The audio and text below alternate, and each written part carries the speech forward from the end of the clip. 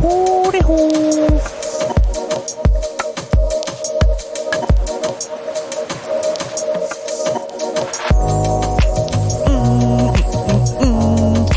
Hello and hooty hoo to everybody.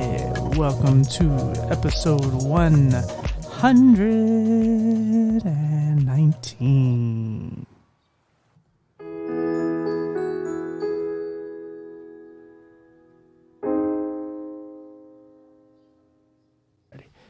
All right, guys, so we're here with another great episode. It seems like I repeat myself every week because I'm always trying to find the next, extraordinary guest. And, this person I found, I don't know, she was new to the site, but as soon as I saw her, read her story, I was immediately hooked and wanted to tell her story because, as I said on a previous podcast, and the parents don't get enough credit, and she is an extraordinary parent who, from what I read, she's a great mom and has a lot of challenges.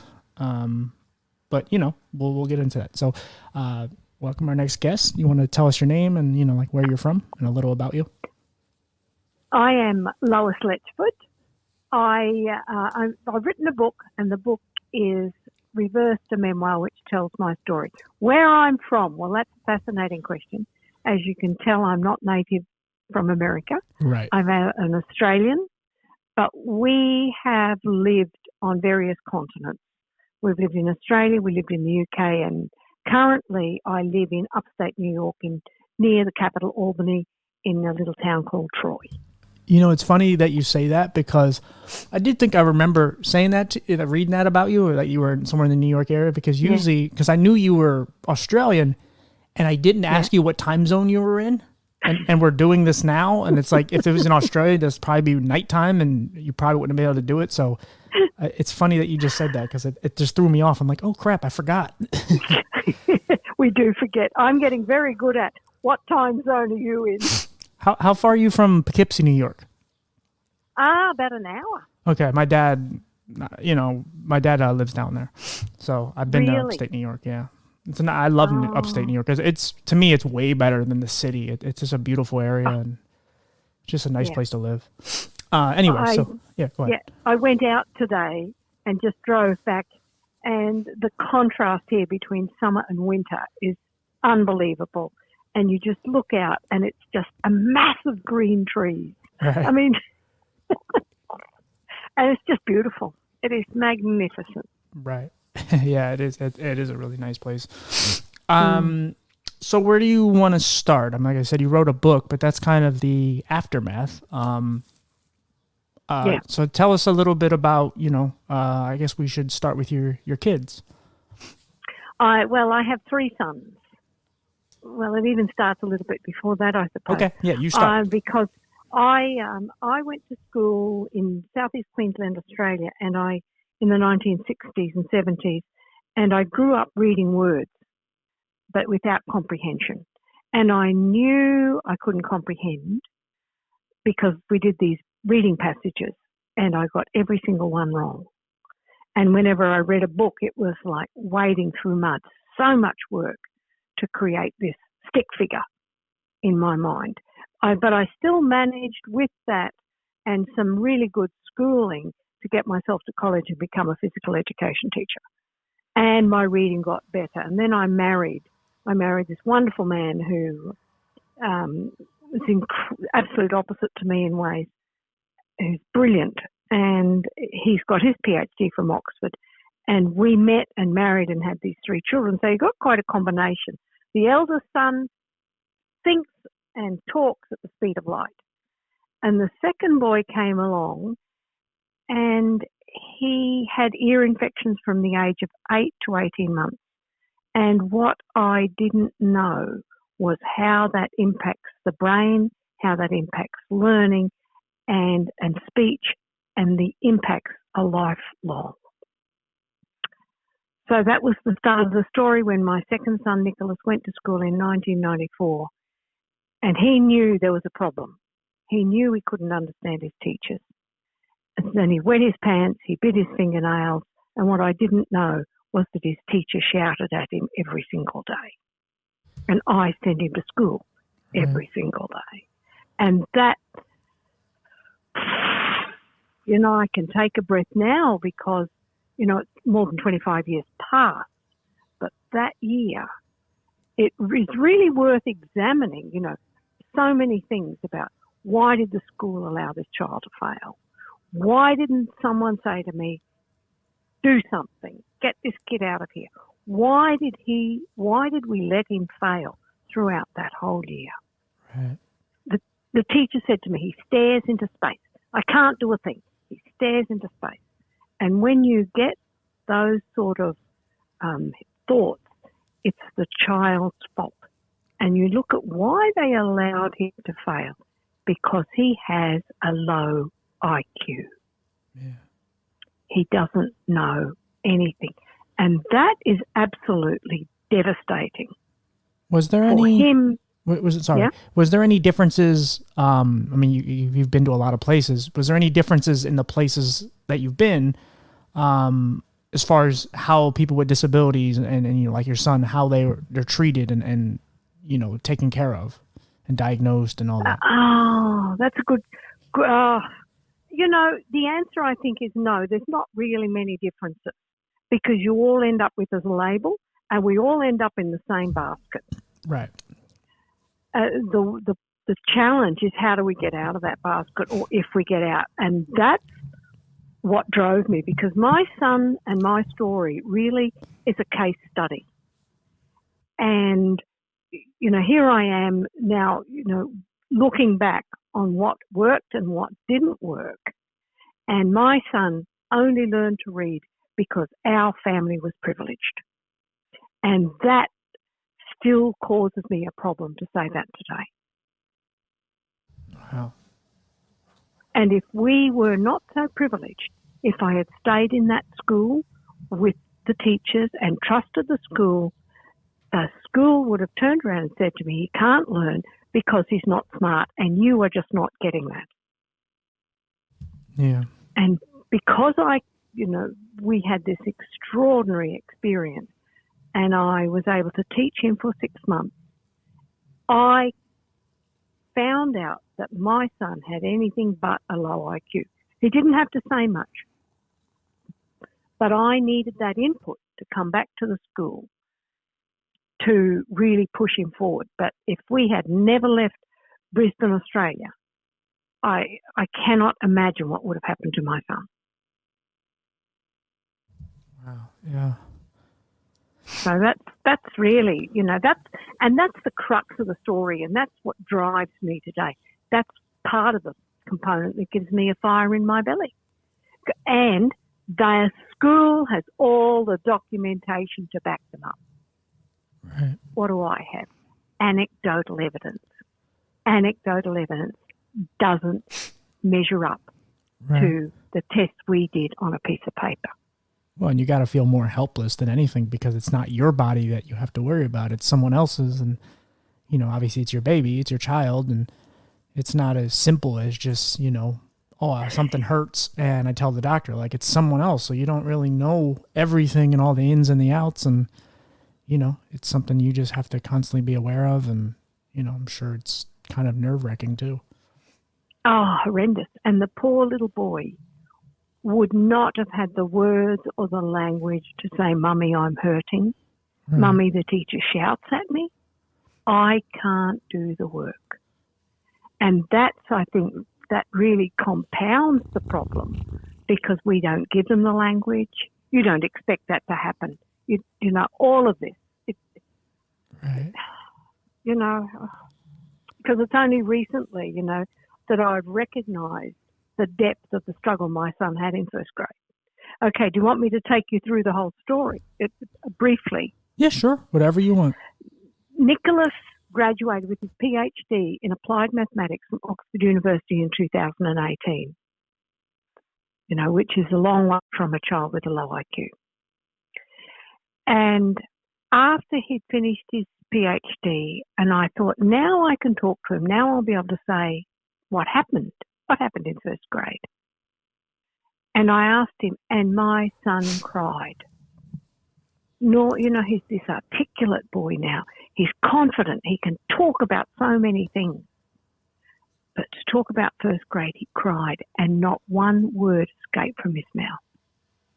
And that's when I started to recognise the trauma that he had been through in grade 1 that has not been dealt with since. And that was eye-opening to me. And then and more recently, I said, I wished I'd taken you out of school in first grade. Yeah. And he said to me, I wish you had done it too.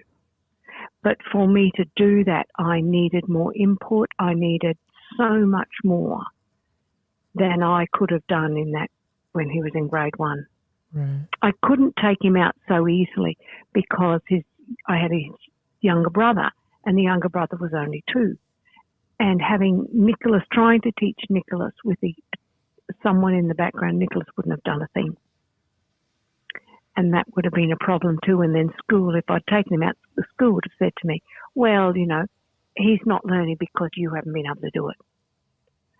So, it's quite a combination of factors that tied into that year. But, in hindsight, I wish I had removed something. I wish I'd removed him from school instantly. And what I'm learning about the brain, because of my son and all of this, I've been doing a series, the YouTube live series, called When Learning is Trauma. And the brain actually doesn't distinguish whether it's physical pain, emotional pain, or whatever. It just knows it's pain. It just knows it hurts. Right. And when they're so young like that too, like you don't know how much damage can be done to someone because, they're not all there, they're not old enough to function entirely. Their brain is still, growing and whatever and developing and so on. So you don't really know how much they pick up on. And then, years later, and it's like, because I had my problems in middle school as well. I told the story where a teacher wouldn't let me go to the bathroom, and I went on myself, and they made me sit in it. And this happened multiple times. And my mom fought it, and then they kind of tried to cover it up and all that. But it's like, as a kid, it doesn't affect me now, but it did affect me then. I was super shy and scared of everything. And, at that age, when you're young, your parents tell you that the adults, what they say goes and it matters. And you find out when you get older, that's not the case. Yeah, that's exactly right.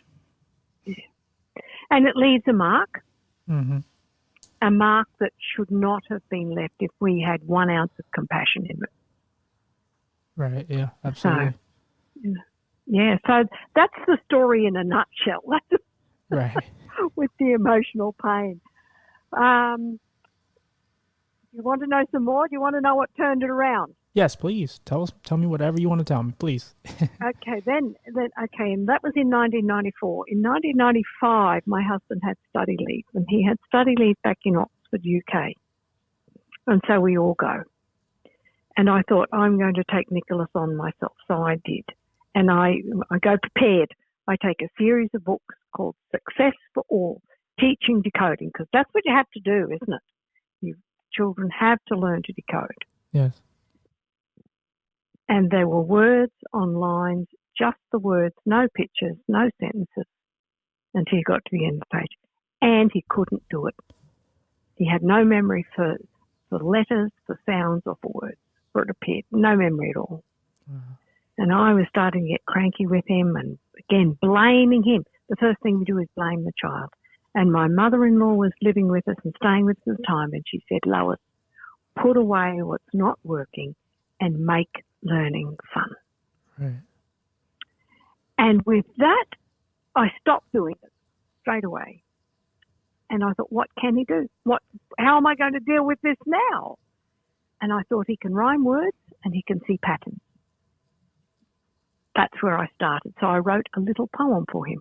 And the next day I had this little poem on the table ready to go. And I read it to him, and there was a total transformation in our classroom. He's not stressed. No one's asking him to do anything. I'm doing the reading. He's joining in with me. We find the rhyming words. Then we do a picture. And so that was one success. And once you had a success, you repeat it, don't you? It's a gut instinct. Go with what's succeeding. And it was fantastic. And then you write enough, I came up with the double O words because we're moving along, as in Cook, Look and Book. And I wrote this poem about Captain Cook, the last of the great explorers. And it was Captain Cook had a notion, there's a gap in the map of the great big ocean. He took a look without the help of any book, hoping to find a quiet little nook. And as we're doing this and saying this poem, we found a map of the world printed in about 1500. And I said to Nicholas, look, there's a gap in the map. There's no Australia. That's when the poem made sense to him. And then from there on, Nicholas was really hooked. He was hooked with the first lot of poems. But once we got into Captain Cook, our world just changed.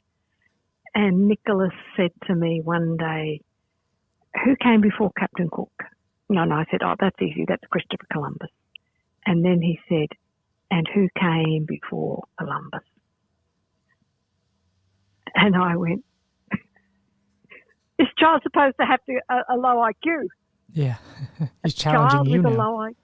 Yeah, that's right. And I did not know who came before Columbus. In fact, I had never even thought about it. Who came before Columbus? I mean, and that's what stuck with me. And that told me this child does not have a low IQ. That was the key. And so, and believe it or not, we're in the city of Oxford. And we found out it was Ptolemy who came before Columbus. Well, it wasn't actually Ptolemy, but it was Ptolemy's map printed in or drawn in 250 AD that was Columbus's map of the world. And Nicholas says, can we find this map? So we go to the Bodleian Library, which is the biggest library in Oxford, and say, where would we find a Ptolemy map? We're at the gift counter of the Bodleian Library, and the lady turns around, picks up a book, plops it on the desk and says, this is the latest book of Ptolemy maps. It'll be £5, please. And so Nicholas drooled over these maps that were printed originally in 250 AD.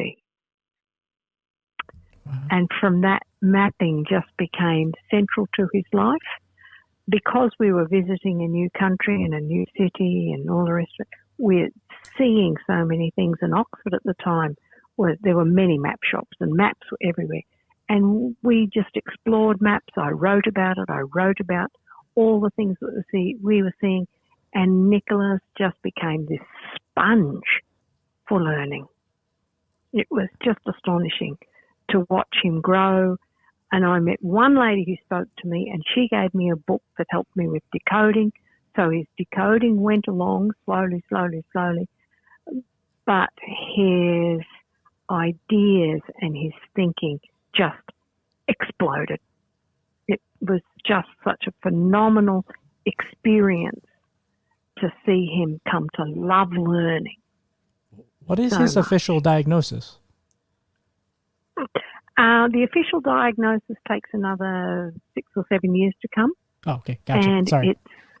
The official diagnosis would be today developmental language delay or developmental language disorder or a speech language impairment. Right. Okay. Gotcha. And and that's, that explains why he had so much trouble in first grade, that when people talk to him, particularly if there's a lot of background noise, he won't hear it, he won't comprehend it. He certainly takes longer to process what people say. Right, because there's another proponent to hearing, because I think people just think if you have good hearing, you could pick up on anything, but it's if you're sometimes I have trouble focusing, and if you can't focus properly, it doesn't matter how many words are going into your ears, you may not hear it. And so like I said, some people really just think, you can hear, you have no problem with your hearing, no damage. It's that doesn't mean anything. The brain and all that stuff is so attached that one little thing being off. Yeah. Yeah, and interconnected. That's right. And that's why the poetry and the repetition is so good. Because if you miss it the first time, it's no big deal, because you're going to get it the next time or the next and the next and the next. And you develop a depth of comprehension that you don't get by reading something once. Right. Yeah. I mean, it's like watching a movie. Like you can watch a movie 100 times, but you might always pick up on one little piece that you didn't notice, or an actor you didn't know was in it, or something. Yeah. Pick up on one thing. That's exactly right. Yeah. That's what it was like. And that time in our lives really transformed my opinion of Nicholas, of how we teach, of the foundations of reading and writing. It just, everything just changed. And because of that, I became a reading specialist.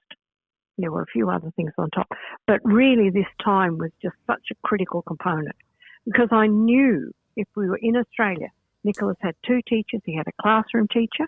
The classroom teachers were unbelievably fantastic. Yeah. The reading teacher was very poor and rigid.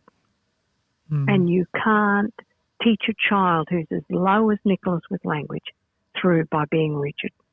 Right. And there's a significant problem with that. And it goes back to mindset. The child is dumb. That's why he's not learning, as opposed to what do I as a teacher have to do to teach this child to read. Yeah, how do you accommodate him in a different way than you would your average student? So he didn't go to any kind of specialized classes? Well, the reading teacher was teaching him one-to-one 4 days a week. Okay. And that went on for about 4 or 5 years. Okay. And then, the story comes out in bits, which is why I wrote the whole book, Reverse the Memoir, because it was piece by piece that just fell into place that really helped me. Because we left England. I'm just over the moon with what Nicholas has learned. His being able to decode words has improved. He can do it. He's slow at it, but he can do it. Right? And we go back to Australia. I see the lady who'd done the testing the year before, and I said to her, I'm so pleased with what we've done. And she had been talking to the reading teacher, obviously, and she stood up, she put her hands on her hips, and she said to me, well, he's the worst child I've seen in 20 years of teaching.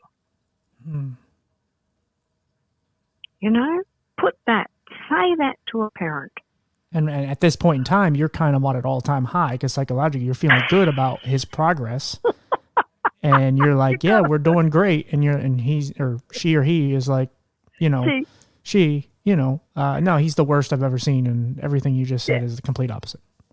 That's right. Slap you down, isn't it? Yeah, that's kind of how funny life can be. There's times where you're feeling at an all-time high and you're as happy as it gets. And then one little thing, you fall or something. And, because I was going to ask you, before she gave you that, before she said all that, like, I'm assuming you were starting to feel really good about everything and proud and that, you're starting to get somewhere. In a way, you're kind of cracking some sort of code that he's, you just got to give him repetition and continue to just, in a weird way, beat it into his head and just continue to show him, and he'll catch on. It just takes him a little longer than the average person. Okay. And it's got to feel good just, obviously being his mom. That's right. That's exactly right, I mean, there was always a niggling. There was always a worry. How much do I have to do? And I remember sitting on the bus with my husband one day. We're travelling home. And I'm saying, I've just got to keep writing this for Nicholas and do this and do that and da-da-da-da-da. Because that's the worrying part that was there. And my husband said to me, Lois, you do have 3 sons. Right. So there's always the worry, but you're right. There was an excitement that we're actually going somewhere. We can see a future, whereas before it was just a black tunnel. Was that a worry for you that you were giving attention to one son over the other two? Yeah, right. And he consumed my life. Right. He really consumed everything I did, because I'm writing these poems for him. Because I had, what else do you do? And everywhere I had a piece of paper and just would write something down. And because if I had a thought, I had to write it down before I forgot it. The way the words flow to get the rhymes in and all of that. So yes, it did consume me, and it impacted both sons, I think. Is that a conversation you had with them to let them know, hey, your brother needs me a little more, and it's not because I love him more. It's just, because he No. needs it. No? Yeah, I didn't have that conversation then. Now my sons are, the eldest is 35 and the middle guy is 33. I'm having it more with the older two now. Right. And the youngest one is still causing us more angst, more problems. So, Right. and he most likely missed out. But I feel for parents in this situation. You've got no one to lead the way. You've got the school sitting there saying your child's dumb and there's nothing you can do, and you're really just in a jungle trying to cut down a path for someone so that you can get somewhere. I mean, it's a really difficult situation to be in. Right. It's one of those you're damned if you do, damned if you don't, because you're going to hurt somebody in this. It's either allow your son to be hurt and not have any success in life and just in some ways be a burden and no one cares and he's dumb, or, be a good mom and do the right thing. But then you have two other kids and you're sacrificing more attention and love for them, even though you probably have equal amount of love. It's just, you can't show it as much because you have, your time is so consumed with the other child. So that's right. And my eldest one learned so quickly, and he was a behaviour problem. He drove everyone up the wall, and part of that is because he does think quickly. Right. And the other part is I didn't have the skills to deal with him, and I could have changed things so much more now that, with the knowledge that I have now. But you didn't have it then. Yeah. And boys are so competitive too. Yeah. Nicholas was a very quiet boy, and he wasn't as competitive. So I think you feel you have to give him more to help him survive in this world. Right. But I wished I'd done things differently for my eldest. That's my pain in my heart, But I can't go back and change it. All I can do is love him from where we are. Right. I mean, I could tell you definitely have a lot of guilt for some of this stuff. Yeah. But it's, again, like you could go back and change it, but then who knows what you change, somewhere else. It's like I said, you were in a bad place regardless. And then of course the information wasn't what it was. You're talking about 90s, and that's information the internet was just kind of taken off at that point. That's right. Slowly. My husband actually got onto the internet in 1995, and that was the first time he said, this is the World Wide Web, the WWW. Right. And he was looking at things up then in his field. But, it's a darkness you can't see. You can't see, and all I could see for Nicholas was how is he going to cope? And you can't see through the next day. Yeah. It was a really tough time.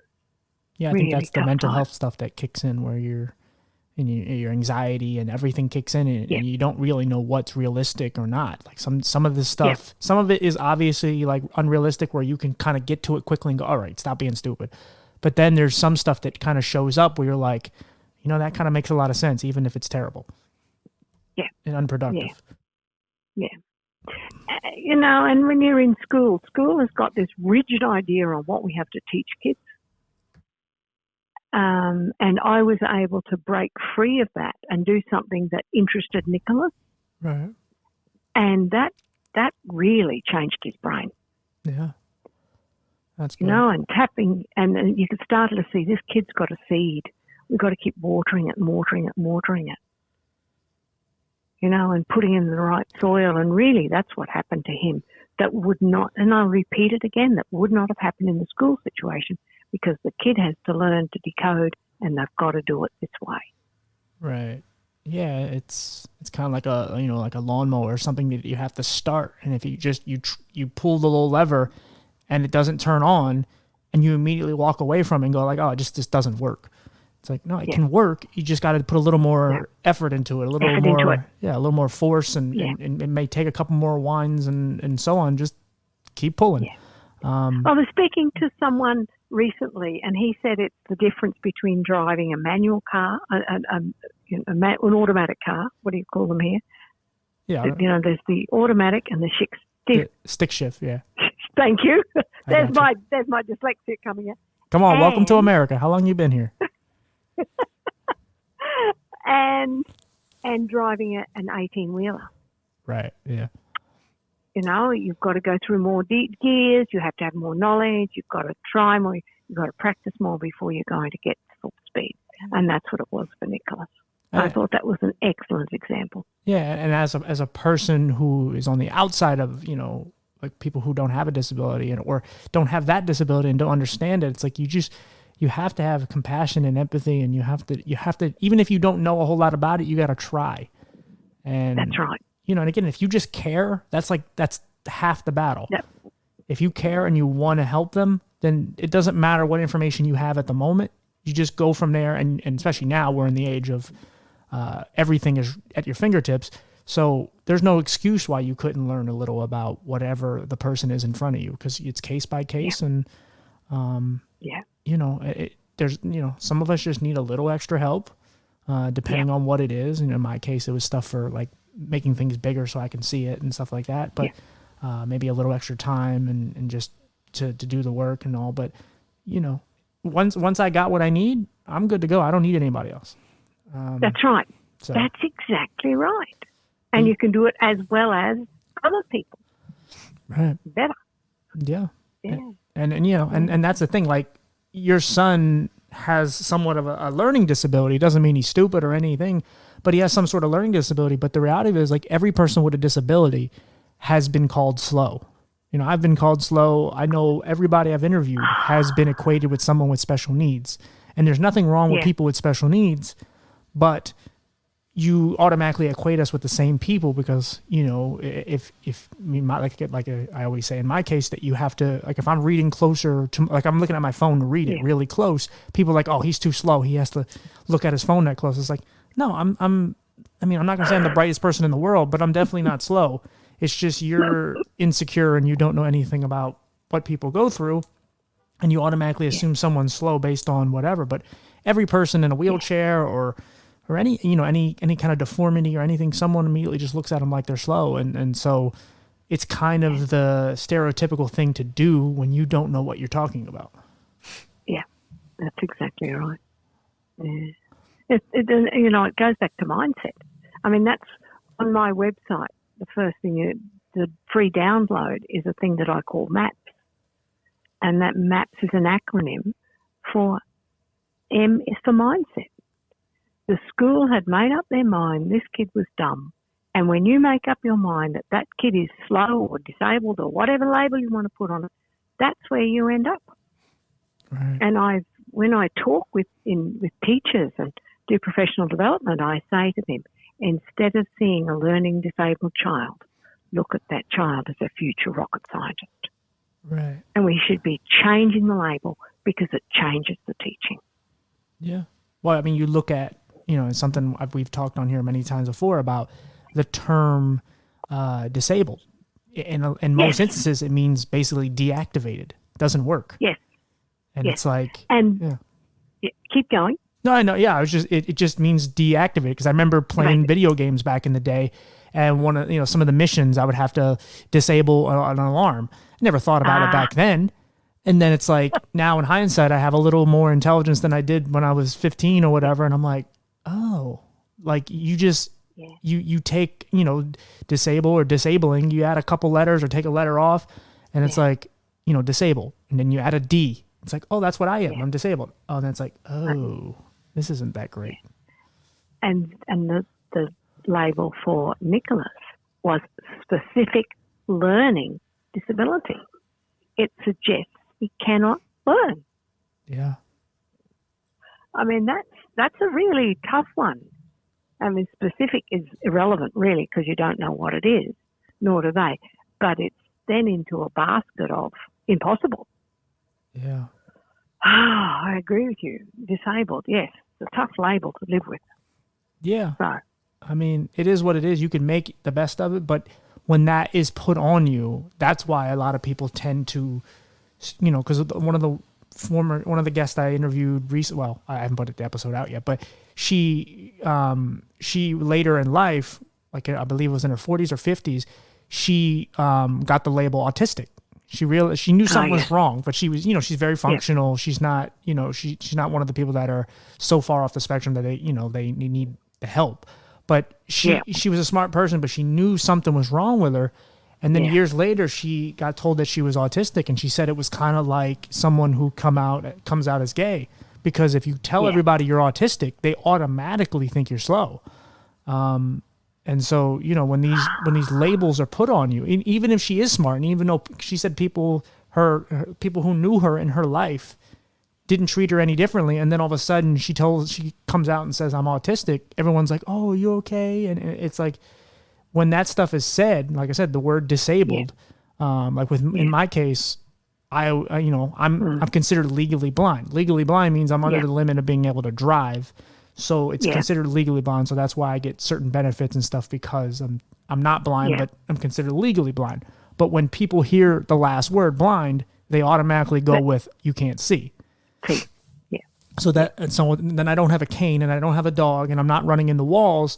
People are confused, but then they still want to run with the whole blind narrative. And it's like, so that's the stuff that really kind of convolutes and really messes a lot of things up, because like I said, there's people that are just, a lot of us are just innocent. We just want to live our lives, and we want people to stay out of our way and stop making our lives harder when it's already hard enough. And I'm not a word person, I'm not a person for censorship and a lot of stuff, because I think we've gotten to a ridiculous place now in this world. But there are some of these labels that have stuck, and people continue to think a certain way, because, again, how could people think any different when you think of the word disabled, or at least, disable? You look it up in a dictionary, and then you add a D to it. It's like, oh, so you're broken. It's like, and I think that's the message that I want to get out, that we want to change this narrative of learning disabled and to become abled. Right. Because we can, and that's why you're telling your story. It's why I'm telling my story. Exactly. Because when this lady said, he's the worst child ever, I was utterly devastated. But the other thing she did was, I left. I didn't say anything because I don't think quickly. I don't think quickly at all. And I needed time to process it. And after that, I went back to school and I said to her, you can call him whatever you like. You can call him the worst child you've seen in 20 years of teaching, but then don't expect him to learn like everyone else. And that's what put a fire in my belly for me. Right. And from there on in, I changed the teaching.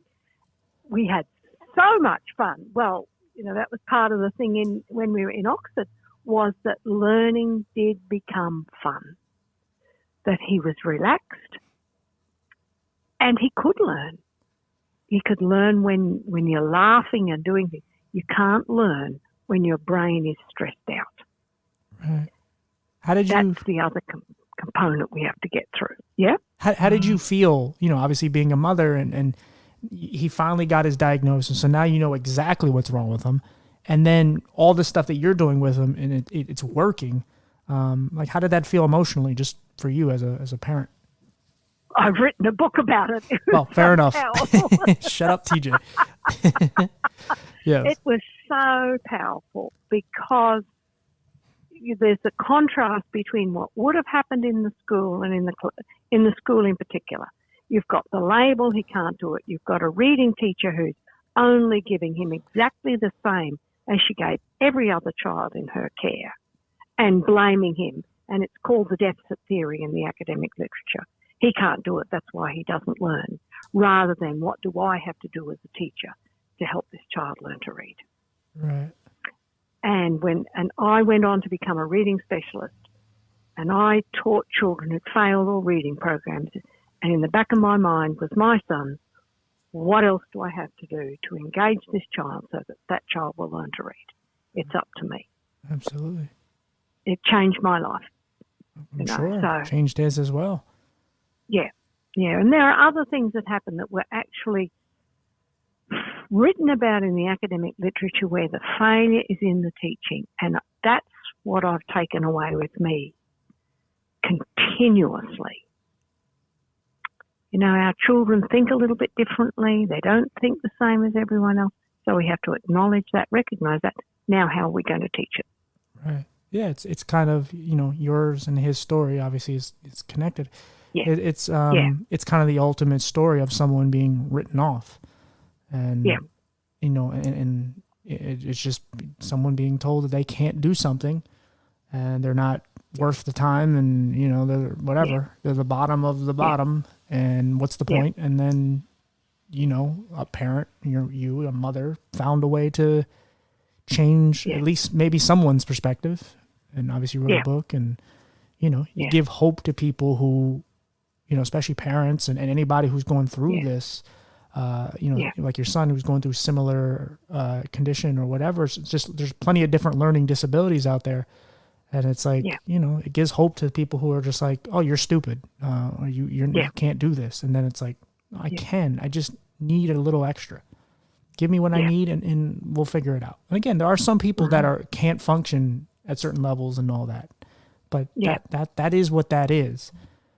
And, we have to take care of them because they're super vulnerable. But, there are people like your son that are just written off just because they're not like every other kid. Brilliant.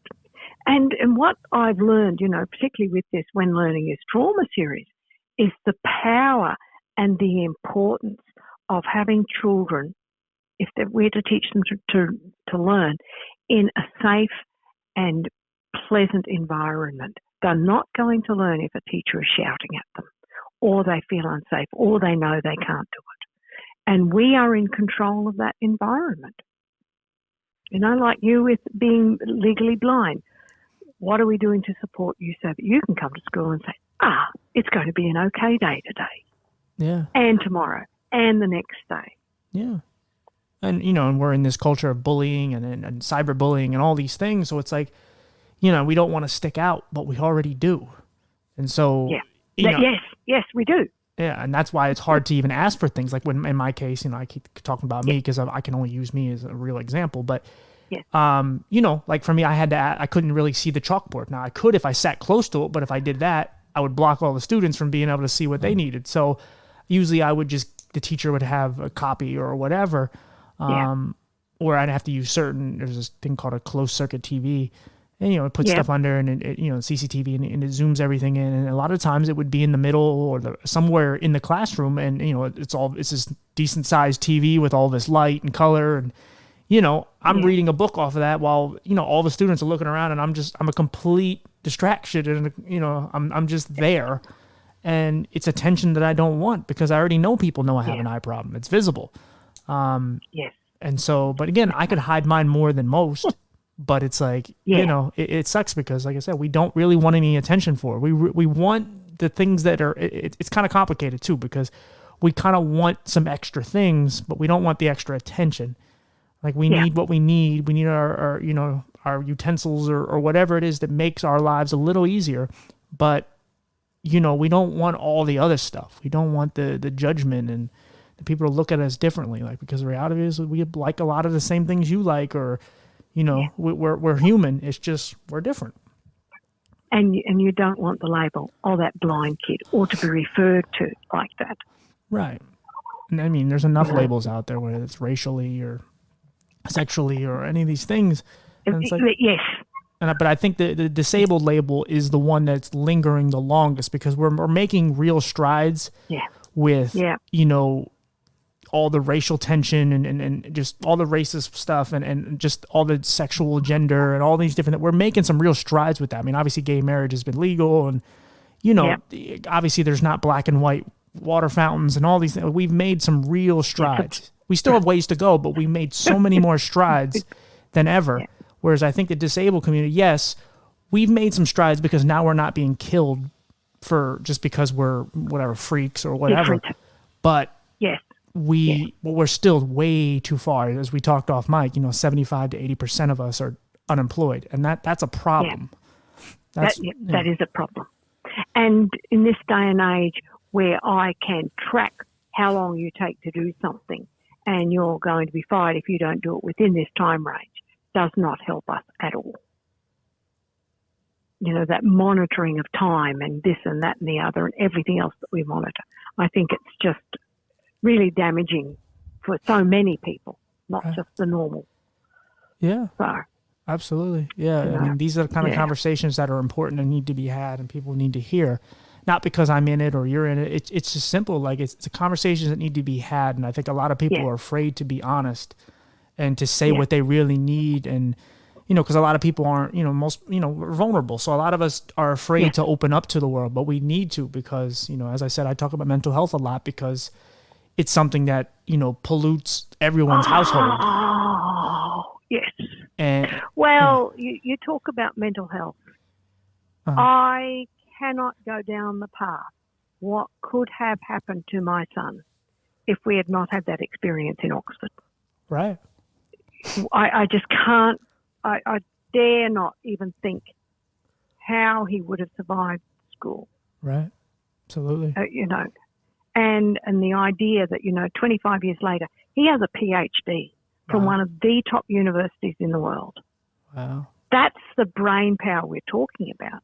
And he would have been squashed. Yeah. Because he can't do something, because someone's decided he can't learn the way we teach. Right. And I think especially like cops, teachers, all these people that interact with, people on a daily basis and have real influence on them. And if you are poor at what you do, and someone and I were having this conversation about a bus driver who is in this town, and he's a terrible bus driver because he's left off visually impaired and blind people off the wrong stops, and he just doesn't care to pick them up, and so on and so on. And and we were talking about how, it's a guy who probably signed up for the job and wished it paid more, but he's not going. He wanted $50,000 a year, he's making 30, but he's not going to work. He's not going to give a $50,000 effort. He's going to give a $30,000 effort. $30,000 effort. Right. So but it's even more so when you're a cop or a teacher or so on, because you can impact them so much. And, this is a reason why a lot of these kids end up shooting up schools and doing all these terrible things, because they're bullied and they are looked at as a freak and just different. And then you're a teacher and you're saying you're the worst. And again, I don't know if your son was there, but again, at some point, I'm sure she said some things, and her attitude towards them and certain things, her frustration, it can impact him to the point where he just hates himself and just doesn't want, either hurts himself or hurts someone else. And this is how you create monsters when, like I said, these people have such an impact and they're right there. And all you have to do is just do good by this person, and they will always love and thank you for it. But when you treat them like, they're not worth your time and they're the worst that you've ever seen, well, they may become something even worse that you never even imagined. It's not an excuse as far as if someone were to do something horribly tragic, but in a way they have a small excuse because, like I said, we can't keep mistreating people, especially as children, because they're so vulnerable and so innocent. And, that's exactly right. Exactly right. Yeah. Because because Nicholas is a long-term case study, I can look at what happened in grade 1, and then as I said in the beginning, when I was speaking to him and he's 30 years old, tell me what happened in grade 1, and he cries, there's the trauma's there, we've not dealt with it, it's stuck there, we haven't even thought about it. And then I switched and said, well, tell me what you remember from our time in Oxford. And you get this light switch moment, because you've got this kid who's just smiling, he's laughing. And what I remember most about this conversation was he said, yes, I remember the mapping.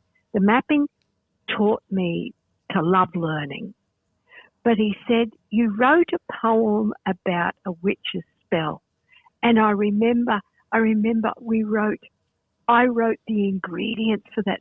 And then he starts laughing. And, the 7-year-old bubbles up inside, and here he is just roaring with laughter about something that happened over 25 years ago. I mean, that's the power we have when we do things right. Yeah. We can traumatize them and bring them to tears, or we can have them laughing. That was just so funny. So funny. And it's those sort of things. I didn't even write about that poem in the book because I didn't think it was important. And it was only after the book was published that I had this conversation with Nicholas.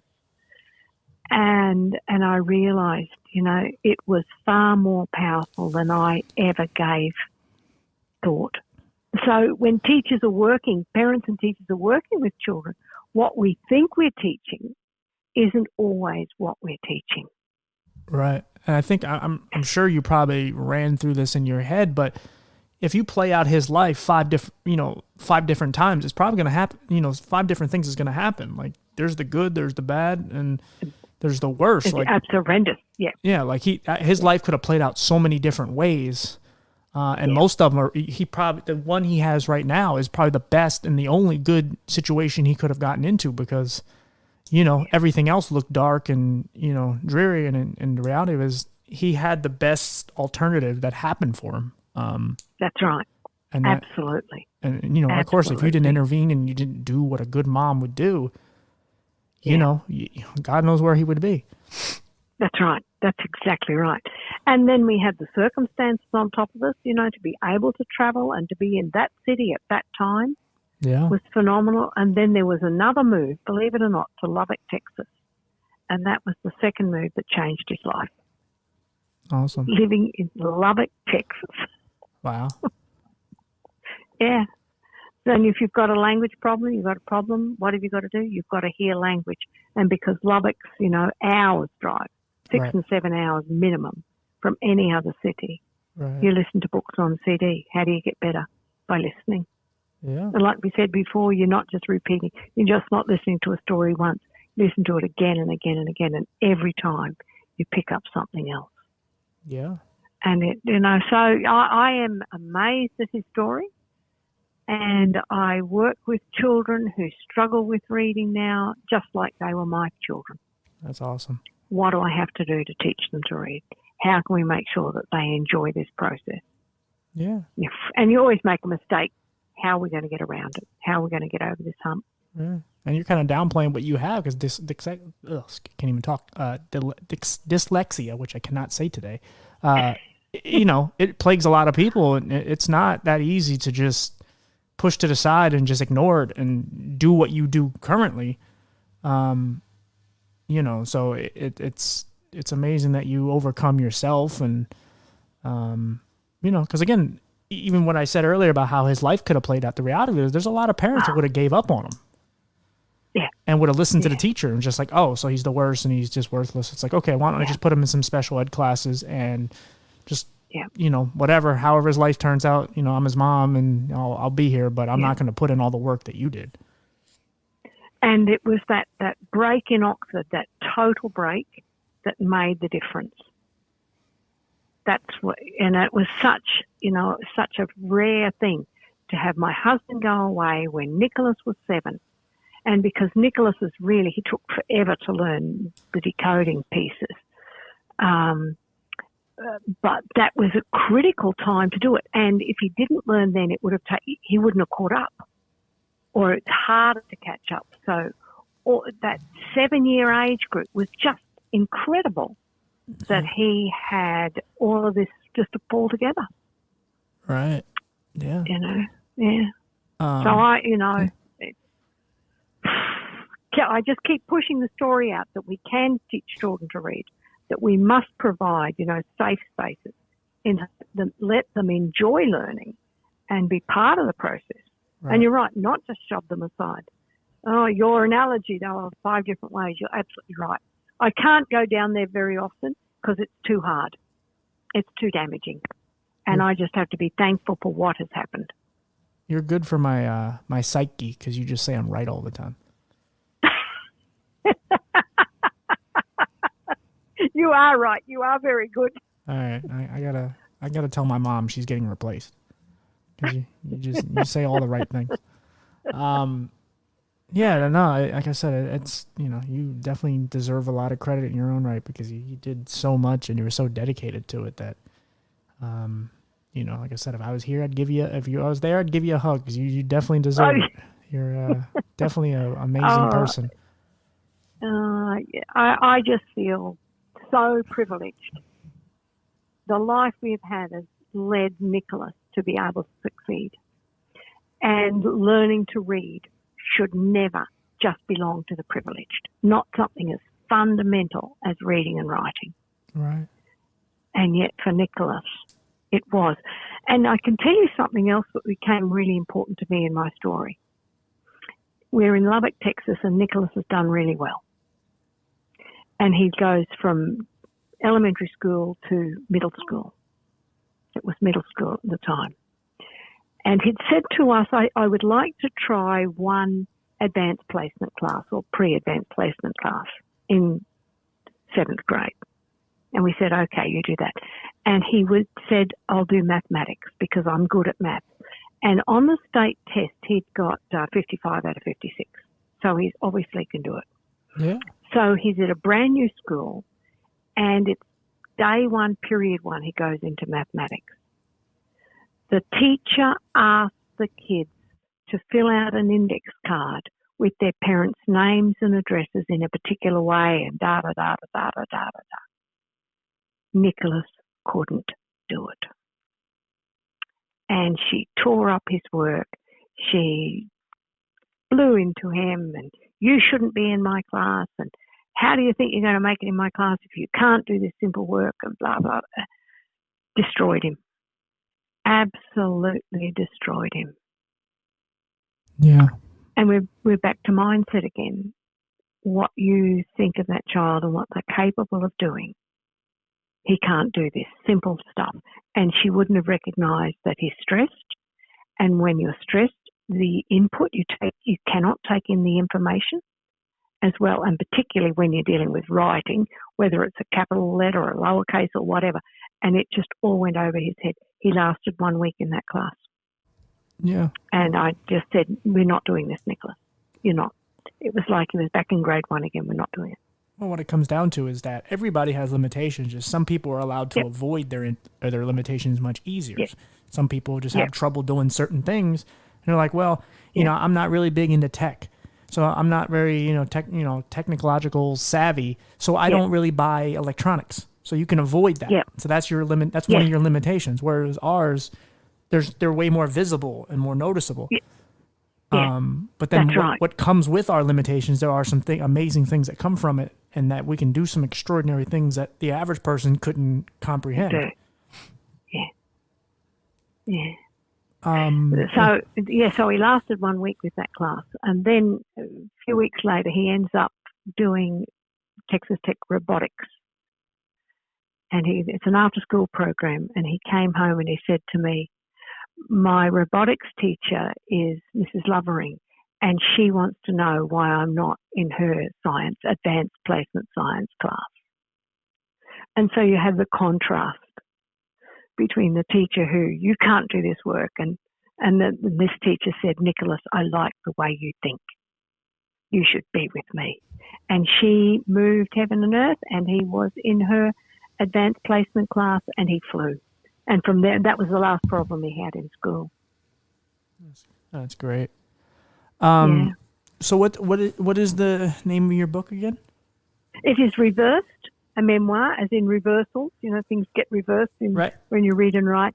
And it's also meeting the reversal in a child's life. Yes, of course. Double entendre.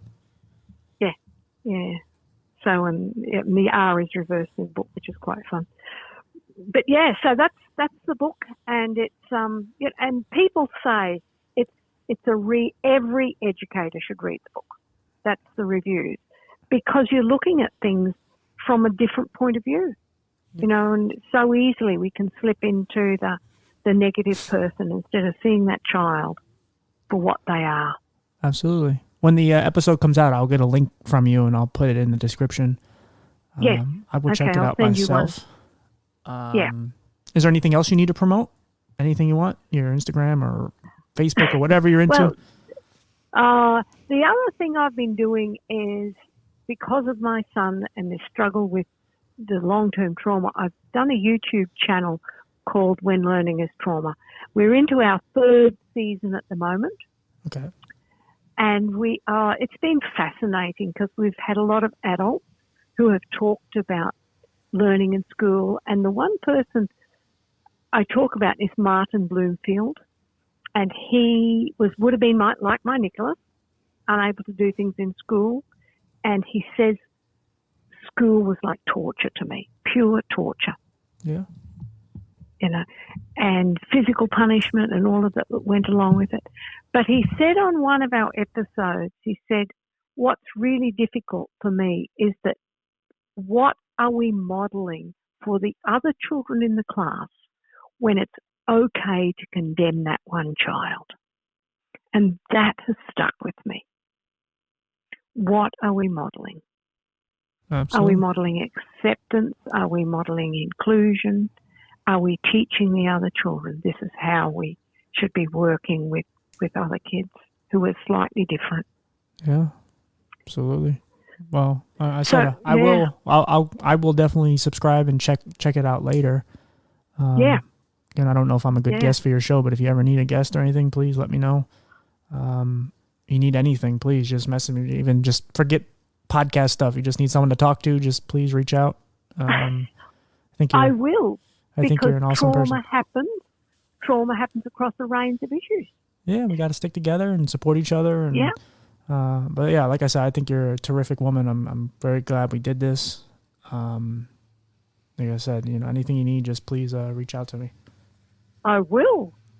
And so we had Martin Bloomfield. My sister Lenore is a psychiatric nurse, and we've got a phenomenal banner for the conversation with her about when the brain is frozen, when you're in fight or flight mode, how you're unable to take in any information. You can't do a thing. And that was Nicholas in first grade. And how the next question you ask is, am I safe? And once you're safe, you can say, yes, I am. But to allow a child to flourish, they've got to be safe and all the other things to allow them to do what we did with Nicholas. And we had laughter in our lessons. And that's when the brain really starts to work. Yeah. Got to rev it up a little bit. And relax. Yeah. And we're doing a session. We've got May, June. We've got some wonderful people on. But in September, October, we're talking to a lady you may or may not know. And it's Mary Helen Imodino Yang. And she talks about emotions are tied to learning. No, I never heard of her. She is at California Institute of something, and she's done a TED Talk, but how powerful that is. And if I want parents, and even me when I was younger with my young boys, to let them know if you're relaxed kids and enjoying children, that's what they will remember. And that is such a powerful component of learning. Yeah, absolutely. No, please. Thank you again. I'm sorry. I don't want to cut you too short. I have to that's fine. Go do that's something perfect. quick. I think we've done really well. Yeah, this was really fun. I think it was just beyond just the story itself. It's very informational. I know a lot of people, like I can relate and definitely in certain aspects of it, of dealing with teachers and being written off. And I know a lot of other people that I've interviewed and people that I know that I haven't interviewed just can have share at least a certain part of that story. And it doesn't just impact people with learning disabilities, or it impacts a lot of people. Yeah. Anybody that looks a little different, sounds a little different, whatever, they can be written off just as easy just because someone doesn't have the patience. Color of their skin. Right. Anything. Being a woman, whatever. Yeah. They can be written off just based on somebody's prejudice or hidden agendas or whatever it is that makes them tick. And so that's why we need more people like you and others that are just trying to make a difference and going above and beyond to make people's lives a little easier. And that's kind of the gist of it. Perfect.